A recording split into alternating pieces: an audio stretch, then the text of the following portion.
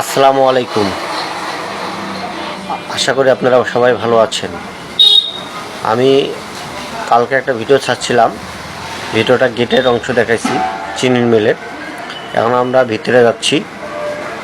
আপনারা যে গোডাউনটা দেখতেছেন এদের এই গোডাউন, এরা চিনির বস্তা আসে এখানে গোডাউন হিসেবে থাকে, এখান থেকে সাপ্লাই হয়। কোনো এই চিনি বাইরে যায় না, এরা সেনাবাহিনীরা নেয়। তা আমরা ভিতরে যাচ্ছি। এটা হলো পানির ট্যাঙ্ক, ডিপ ঘর যেমন বলে, এটা ডিপ ঘর পানির।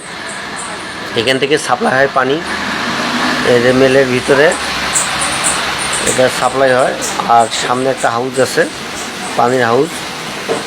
সব পানি ময়লা পানি আসে ওখানে স্টক করে, এখান থেকেই পানি সাপ্লাই দেয়।